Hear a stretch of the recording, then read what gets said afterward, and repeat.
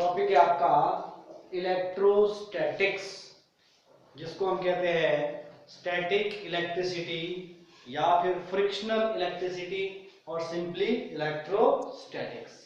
इधर ध्यान दो बेटा, देखो इलेक्ट्रिसिटी एक्चुअल में क्या है? It is a study of charges. क्या ये इलेक्ट्रिसिटी? यहां लिख रहा हूं, ये है आपके पास what? Study of charges. Study of charges is electricity. मतलब आपका चार्जेस का जो स्टडी है that is called electricity.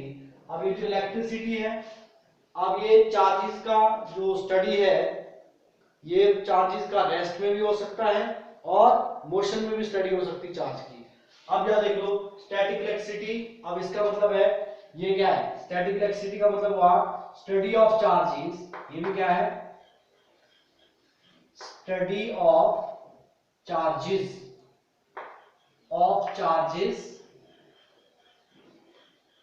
At rest.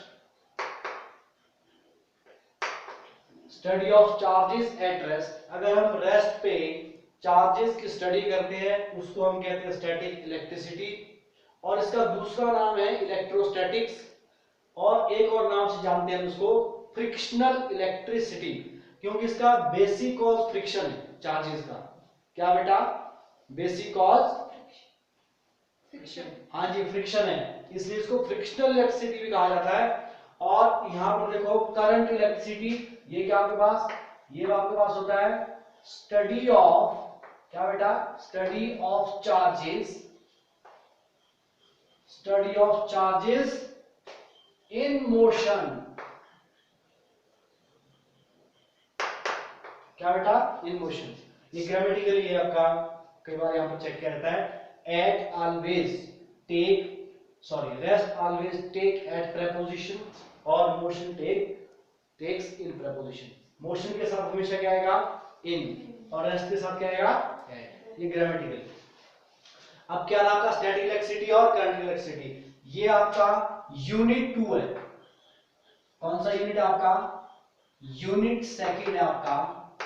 दूसरे यूनिट में स्टडी करेंगे आप इसको, करंट इलेक्ट्रिसिटी को। और जो स्टैटिक इलेक्ट्रिसिटी है इसका दूसरा नाम क्या है? इसको कहते हैं इलेक्ट्रोस्टैटिक्स। क्या कहते हैं बेटा? इलेक्ट्रोस्टैटिक्स। और या फिर इसका नाम है फ्रिक्शनल इलेक्ट्रिसिटी।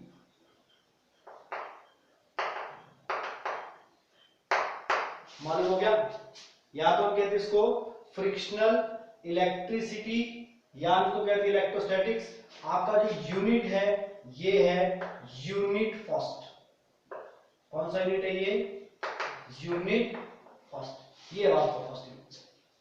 क्या ये इलेक्ट्रोस्टैटिक्स, और इसको क्या कहते हैं? फ्रिक्शनल इलेक्ट्रिसिटी या फिर स्टैटिक इलेक्ट्रिसिटी।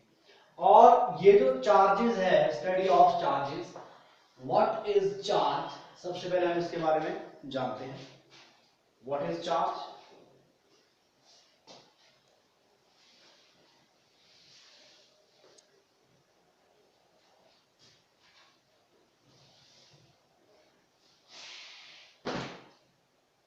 कई बार आपके लिए क्वेश्चन आता है, what is the basic cause of frictional electricity? Basic cause frictional electricity का क्या है, या इलेक्ट्रोस्टैटिक्स या स्टैटिक इलेक्ट्रिसिटी का बेसिक कॉज क्या है? Actual transfer of electron from one body to other body.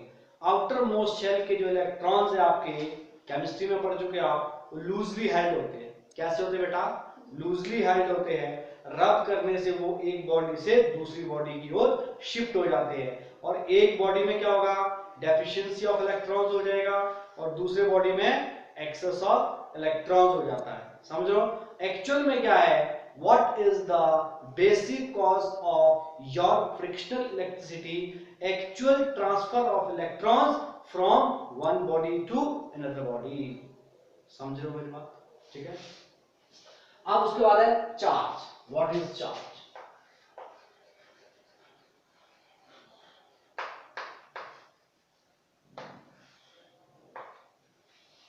Charge is a property of matter like as a mass. Charge भी एक प्रकार की आपकी किसकी प्रॉपर्टी है? मैटर की प्रॉपर्टी है, लाइक एज मास। जैसे मास एक प्रॉपर्टी है मैटर की, उसी प्रकार से चार्ज भी क्या है? It is a property of matter like as mass. इसका जो चार्जेस है कहां से प्रोड्यूस होते हैं, कैसे प्रोड्यूस होते हैं, इसका बेसिक कॉज मैं बता देता हूं। और चार्जेस को पहली बार पॉजिटिव और नेगेटिव साइन से इंडिकेट किया गया था by the Benjamin Franklin. Benjamin Franklin ने पहली बार चार्जेस को साइन दिया था, पॉजिटिव और नेगेटिव साइन, मतलब कैटेगराइज किया गया था। तो चार्जेस कितने टाइप के हैं? चार्जेस आपके पास है, पॉजिटिव चार्ज होता है, कौन सा बेटा? पॉजिटिव और नेगेटिव चार्ज होता है। क्या होता है चार्ज? चार्ज टू टाइप का है, पॉजिटिव और नेगेटिव। ऐसे बहुत सारे बॉडीज है हमारे पास जिनको हम आपस में रब करते हैं और एक बॉडी में पॉजिटिव चार्ज अपीयर होता है, दूसरी बॉडी में नेगेटिव चार्ज अपीयर होता है। जैसे फॉर एग्जांपल के तौर पर देखो, मैं आपको एक बेस्ट मेथड और तरीके से आपको लर्न कराता हूं। देखो अब अगर मैं इसको ऐसे रखता हूं यार, देखो गवर्नमेंट स्कूल, ऐसे मैंने याद रखा। पहला मेरा लाइन क्या है? गवर्नमेंट स्कूल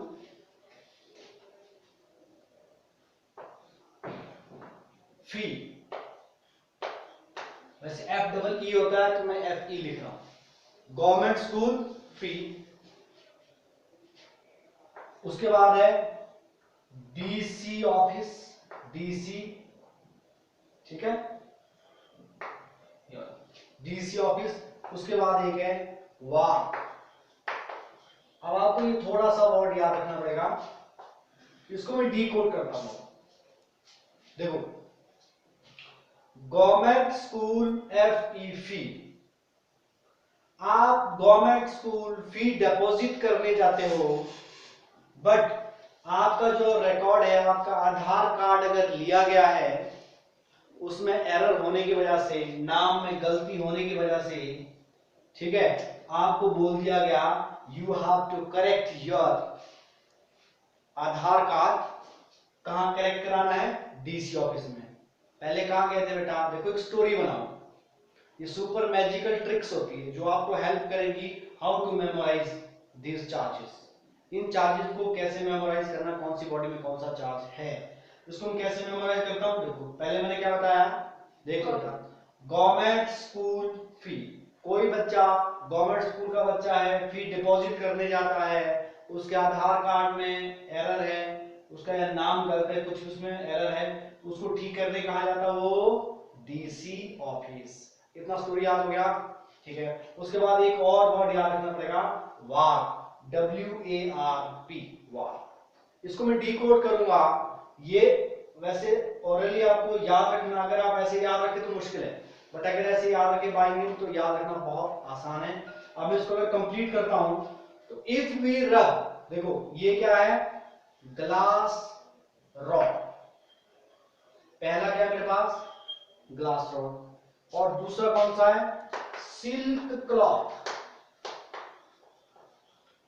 इफ वी रब, सुन लो ध्यान से, इफ वी रब, क्या ग्लास रॉड और सिल्क क्लॉथ को आपस में रब करते हैं, positive charge appears on glass rod and negative charge appears on silk cloth. समझो मेरी बात को, ठीक है। उसी प्रकार से अब ये फी वाले को मैं कंप्लीट कर दूं, ये है फर, ये क्या हुआ?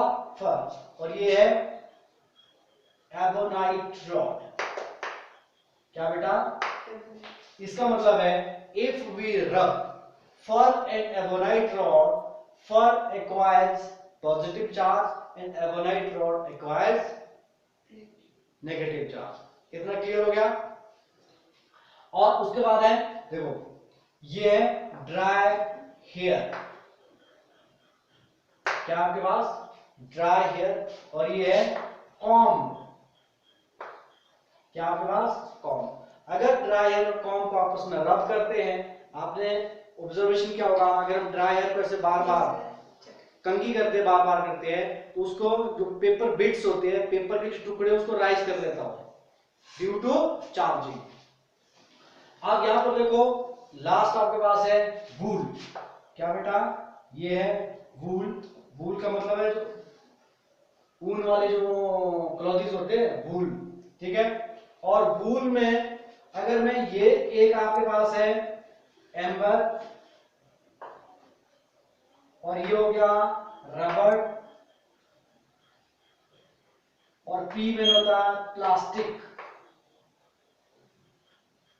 इसका मतलब देखो, वूल को अगर मैं एम्बर के साथ रब करता हूं, एम्बर में कौन सा चार्ज आएगा, नेगेटिव, और वूल में कौन सा आएगा, पॉजिटिव। ओके, अगर वूल और रबर को मैं रब करता हूं तो वूल में कौन सा बेटा, पॉजिटिव, और इसमें कौन सा बेटा, नेगेटिव। ओके, और इसके बाद क्या है, प्लास्टिक। वूल और प्लास्टिक को अगर मैं रब करता हूं तो वूल में कौन सा और प्लास्टिक में कौन सा, नेगेटिव चार्ज आएगा। बोले इतना क्लियर हो गया।